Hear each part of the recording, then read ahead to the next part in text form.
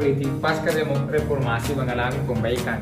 Ini terbukti dari jumlah partai politik yang ikut dalam pemilu pada tahun 1999 yang meningkat secara pesat, serta kemajuan dalam bidang politik yang telah dikeluarkan kebijakan-kebijakan yang mengarahkan jiwa demokrasi ke dalam kebebasan berpendapat dan berpolitik. Walaupun masih banyak peraturan yang kurang pro rakyat. Kali ini kami akan membahas materi mengenai partai pemilu. Yuk simak penjelasan dari kami. Materi pertama yang akan saya sampaikan adalah materi tentang pengertian partai politik. Menurut Budiarjo, partai politik adalah sekelompok orang yang terorganisasi yang anggota-anggotanya mempunyai orientasi, nilai-nilai, dan cita-cita yang sama. Sedangkan, menurut Edmund Burke, partai politik adalah lembaga yang terdiri dari atas orang-orang yang bersatu untuk mempromosikan kepentingan nasional secara bersama-sama berdasarkan prinsip-prinsip dan hal-hal yang mereka setujui. Dan menurut Sigmund Newman, partai politik adalah organisasi dari aktivitas-aktivitas politik yang berusaha untuk menguasai kekuasaan pemerintahan, serta membuat dukungan rakyat atas dasar persaingan dengan suatu golongan atau golongan-golongan lain yang mempunyai pandangan yang berbeda. Nah, berdasarkan pengertian tersebut dapat disimpulkan bahwa beberapa perangkat yang melekat pada partai politik merupakan sekumpulan orang yang terorganisasi. Selanjutnya, partai politik mempunyai tujuan untuk memperoleh dan mempertahankan kekuasaan. Yang ketiga, untuk merealisasikan tujuan dari partai politik harus memperoleh dukungan yang seluas-luasnya dari masyarakat melalui pemilihan umum. Dan yang terakhir, partai politik memiliki prinsip-prinsip yang telah disetujui bersama oleh antar anggota partai politik. Materi selanjutnya mengenai peranan dan fungsi partai politik. Dalam perkembangan politik kontemporer, terdapat sejumlah fungsi partai politik. Yang pertama, fungsi komunikasi politik. Partai politik bertindak sebagai penghubung antara pihak yang memerintah dan pihak yang diperintah, yaitu menampung informasi dari masyarakat untuk disalurkan pada pihak penguasa, dan sebaliknya, dari pihak penguasa kepada masyarakat. Selanjutnya, peranan dan fungsi partai politik yang kedua, yaitu sebagai sarana artikulasi dan agregasi kepentingan, di mana partai politik mempunyai fungsi menyalurkan berbagai macam pendapat, aspirasi, atau tuntutan masyarakat. Proses itu disebut sebagai artikulasi kepentingan. Dalam prakteknya, artikulasi kepentingan itu tidak hanya dijalankan oleh partai politik, tetapi dapat juga dijalankan oleh kelompok-kelompok kepentingan. Adapun proses penggabungan kepentingan dari berbagai kelompok masyarakat dinamakan agregasi kepentingan yang tidak hanya dijalankan oleh partai politik, tetapi juga dijalankan oleh kelompok kepentingan itu sendiri. Fungsi yang ketiga adalah sebagai sarana sosialisasi politik. Di samping menanamkan ideologi partai kepada pendukungnya, partai politik juga harus menyampaikan nilai-nilai dan keyakinan politik yang berlaku. Partai politik harus mendidik masyarakatnya agar mempunyai kesadaran atas hak dan kewajiban sebagai warga negara, dan proses ini disebut sebagai sosialisasi politik. Yang keempat adalah fungsi rekrutmen politik. Partai politik berusaha menarik warga negara menjadi anggota partai politik, yang berarti memperluas partisipasi warga negara dalam kehidupan berpolitik. Rekrutmen politik merupakan salah satu cara yang ditempuh oleh partai politik untuk mempersiapkan calon-calon pemimpin. Selanjutnya, berfungsi sebagai sarana pembuat kebijakan. Partai politik disebut sebagai sarana pembuat kebijakan apabila partai yang bersangkutan merupakan mayoritas dalam badan perwakilan atau memegang tampuk pemerintahan. Akan tetapi, jika sebuah partai politik hanya berkedudukan sebagai partai oposisi, ia tidak dapat dikatakan sebagai sarana pembuat kebijakan, sebab fungsinya hanya mengkritik kebijaksanaan-kebijaksanaan yang dibuat oleh pemerintah. Selanjutnya yaitu fungsi pengatur konflik. Di negara-negara yang menganut paham demokrasi, masalah perbedaan pendapat dan persaingan merupakan suatu hal yang wajar. Dengan adanya perbedaan pendapat dan persaingan itu, sering timbul konflik-konflik atau pertentangan antara mereka. Fungsi yang ketujuh yaitu partai politik berfungsi merumuskan program politik dan opini publik, di mana partai politik memiliki peran sebagai organisasi yang terus-menerus melahirkan program politik. Program politik dalam hal ini didefinisikan sebagai semua program yang terkait dengan agenda kerja partai, terkait dengan isu-isu nasional, baik langsung maupun tidak langsung, dengan konstelasi persaingan dalam memperebutkan pengaruh dan perhatian publik. Selanjutnya yaitu integrasi sosial dalam partai politik. Sebagai suatu organisasi, partai politik memfasilitasi integrasi kolektif sosial. Partai politik tersusun dari individu dan grup sosial masing-masing yang memiliki karakteristik, kepentingan, dan tujuan yang berbeda dengan yang lain. Proses integrasi ini dapat menggunakan dua mekanisme. Yang pertama, menggunakan mekanisme kontrol internal, dan yang kedua, menggunakan mekanisme koordinasi.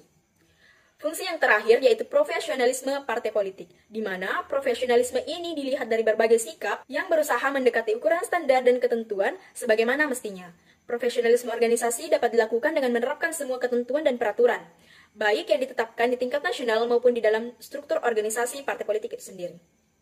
Baik, saya akan melanjutkan materi sebelumnya, yaitu perkembangan sistem kepartean dan pemilu di Indonesia. Yang pertama itu proses pembentukan partai politik. Menurut Ramlan Surbakti, terdapat 3 teori yang menjelaskan bahwa proses pembentukan partai politik. Yang pertama yaitu teori kelembagaan yang melihat ada hubungan antara parlemen, awal dan timbulnya partai politik, mengatakan bahwa partai politik dibentuk oleh kalangan legislatif dan eksekutif karena adanya kebutuhan para anggota parlemen yang ditentukan berdasarkan pengangkatan untuk mengadakan konteks dengan masyarakat dan membina dukungan dari masyarakat.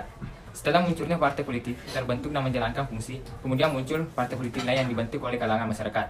Yang kedua, situasi historis yang melihat timbulnya partai politik sebagai upaya suatu sistem politik untuk mengatasi krisis yang timbul dengan perubahan masyarakat secara luas. Yang ketiga, teori pembangunan yang melihat partai politik sebagai produk modernisasi sosial ekonomi.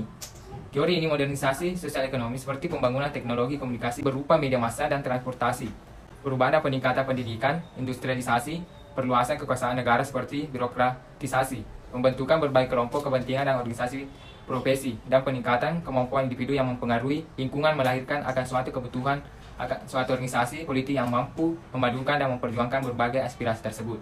Yang kedua itu perkembangan sistem kepartian di Indonesia. Menurut Maurice Dupergen dalam bukunya Politik Partai, klasifikasi sistem kepartian dapat dibedakan menjadi 3 bentuk, yaitu yang pertama, sistem partai tunggal. Sistem partai tunggal terjadi jika dalam suatu negara hanya terdapat satu partai politik yang berperan dalam kurun waktu yang sangat lama. Kelemahan sistem ini yaitu yang pertama yaitu tidak pernah menjamin adanya perlindungan terhadap hak asasi manusia karena sistem ini selalu bersamaan dengan sistem diktatorial, yaitu kekuasaan legislatif, eksekutif, dan yudikatif berada pada satu tangan sehingga pelaksanaan kekuasaannya berlaku sewenang-wenang. Yang kedua, tidak tercapainya perwujudan masyarakat yang sejahtera. Yang ketiga, tidak adanya sistem kontrol sosial. Dan yang terakhir yaitu sistem ini tidak mengakui doktrin-doktrin demokrasi. Yang kedua yaitu sistem dewi partai. Sistem dewi partai adalah dalam suatu negara hanya terdapat 2 partai politik yang dominan berkompetisi dalam pemilu. Dalam sistem dua partai ini terdapat partai yang berkuasa karena menang dalam pemilu, dan kedua terdapat partai politik yang menjadi oposisi karena kalah dalam sebuah pemilihan. Adapun kelebihan sistem ini adalah yang pertama yaitu suara pemilu dihasilkan selalu mayoritas. Yang kedua, terwujudnya stabilitas pemerintahan yang dapat berjalan sesuai dengan kurun waktu yang telah ditentukan. Yang ketiga itu pergantian pemerintahan dalam sistem cenderung berjalan normal. Dan kemudian yaitu sistem multipartai. Dalam negara dengan sistem multipartai terdapat beberapa partai politik yang hampir sama kekuatannya. Tiap-tiap partai politik mempertahankan politik tertentu tentang satu atau sejumlah persoalan tertentu dan memiliki ideologi politik yang beragam. Kurangan dari sistem multipartai yaitu yang pertama, pemerintahan dalam keadaan tidak stabil. Yang kedua, program pemerintahan kurang berjalan dengan efektif. Yang ketiga, ideologi partai tidak lagi melandasi konstitusi negara. Adapun sistem kepartian di Indonesia yaitu dalam Konstitusi Bangsa Indonesia Undang-Undang Dasar 1945 pasal 6A menyatakan bahwa pasangan presiden dan wakil presiden diusulkan oleh partai politik atau gabungan partai politik. Hal ini terlihat bahwa Indonesia menganut sistem multipartai karena yang berhak mengajukan pasangan calon presiden dan wakil presiden adalah partai politik atau gabungan partai politik. Artinya, paling sedikit 2 partai politik yang menggabungkan diri untuk mencalonkan untuk bersaing dengan calon lainnya yang diusung oleh partai politik lainnya.